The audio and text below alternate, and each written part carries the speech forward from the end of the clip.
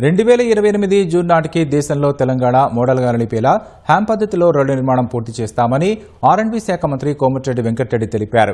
April 10 నాటికి అగ్రిమెంట్లు పూర్తి చేసి పనులు ప్రారంభిస్తామన్నారు.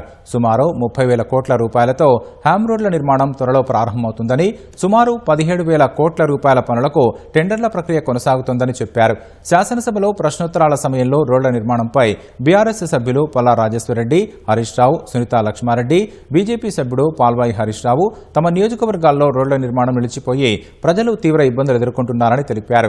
గతంలో మంజూరైన రోడ్లు కూడా నిలిచిపోయాయన్నారు. సభ్యుల ప్రశ్నలపై సమాధానం చెప్పిన మంత్రి కోమటిరెడ్డి వెంకటరెడ్డి ప్రతి గ్రామానికి బీటీ రోడ్డు ఉండాలనే లక్ష్యంతో ప్రభుత్వం పనిచేస్తోందని తెలిపారు. మూసీ ప్రాజెక్టు మాదిరిగానే ఇంకా టెండర్లు తెరవకముందే హ్యాంపై బీఆర్ఎస్ నేతలు ఆరోపణలు చేయడం సరికాదని కోమటిరెడ్డి వెంకటరెడ్డి అన్నారు. గత ప్రభుత్వం సుమారు 4,600 కోట్ల రూపాయల బిల్లులు పెండింగ్లో పెట్టారని కోమటిరెడ్డి వెంకటరెడ్డి అన్నారు. 2028 జూన్ నాటికి మీరు చూడండి, దేశంలో ఎక్కడ కూడా తెలంగాణ మోడల్ రోడ్స్ ఎక్కడ కూడా ఉండవు. రోడ్స్ అంటే తెలంగాణ అని చెప్పే విధంగా చేయాలనే ఆలస్యమైనా సరే మా శాసనసభ్యులు, మా మంత్రులు ఎంతో మంది అడుగుతున్న రోడ్లు కావాలని. రెగ్యులర్ బడ్జెట్ తక్కువ ఉన్నది.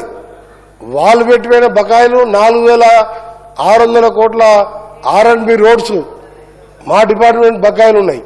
వాటికి కొద్దిగా చెల్లిస్తూ కొన్ని ఎమర్జెన్సీ వర్క్ చేయడం జరిగింది. హ్యామ్ ప్రాజెక్టుతోని రాష్ట్రంలో మీరు ఎవరు చూడనంత, మీరు ఊహించనంత విధంగా బ్రహ్మాండమైన రోడ్లు రాబోతున్నాయి. కొద్దిగా ఆలస్యమైంది.